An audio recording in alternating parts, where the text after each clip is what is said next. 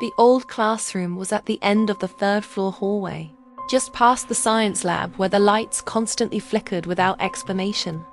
A thick metal chain wrapped tightly around its handles, and a faded sign warned students not to enter. Everyone in school knew about the room, but no one seemed to know the full truth. Rumors had circulated for years about what happened inside.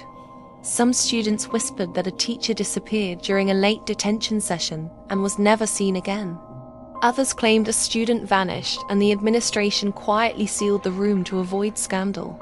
The official explanation was always renovation issues, repeated in the same rehearsed tone whenever someone asked. But the thick layer of dust coating the door suggested something far older than repairs. No one had touched that chain in years. My curiosity started one afternoon during lunch break, while I was sitting alone near the staircase. From above, I heard the unmistakable sound of a chair scraping slowly across the floor. The third floor was supposed to be completely empty at that time. At first, I convinced myself it was just the building settling, as old schools often make strange noises. However, the next day I heard it again, followed by a soft but deliberate thud. That was the moment my curiosity turned into something stronger. I decided to stay late after the final bell rang, waiting until most students had left the building. With my heart pounding, I slowly climbed the stairs toward the sealed classroom. The hallway felt noticeably colder than the rest of the school. When I reached the door, my stomach dropped instantly. The chain that had once been tightly wrapped around the handles was now hanging loose. It wasn't broken, just carefully unwrapped. The warning signs still read, "Do not enter," but the door itself was slightly open.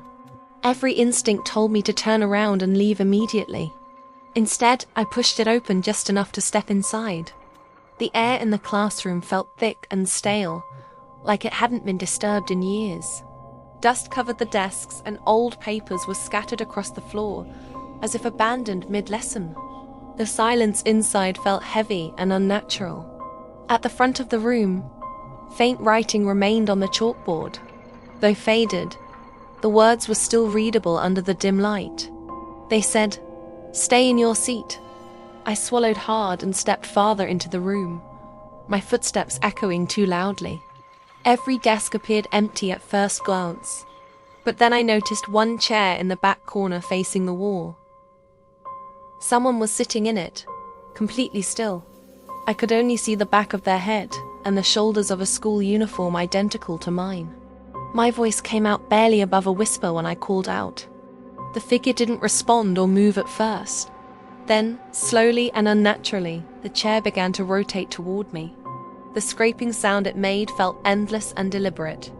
When the chair finally faced me, my blood ran cold. The person sitting there had my face, my haircut, and my exact terrified expression. It was like staring into a mirror that was breathing on its own. Their eyes were wide and hollow, darker than they should have been. Their lips moved before I could speak, forming words in a calm, emotionless voice. They told me I wasn't supposed to come back. Suddenly, the classroom door slammed shut behind me with violent force. The chain outside rattled loudly, as if locking itself back into place. The lights above flickered wildly, plunging the room into shifting shadows. The desks around me began scraping across the floor on their own, moving without anyone touching them. The chalkboard screeched as new words carved themselves into its surface. A single word appeared clearly: detention. I rushed to the door and pulled at the handle with all my strength, but it refused to budge. Behind me, I heard the sound of slow footsteps multiplying. It wasn't just one pair. When I finally turned around, every desk in the classroom was occupied. Each seat was filled with someone who looked exactly like me. They were all staring in perfect silence. Then, one by one, they began to smile.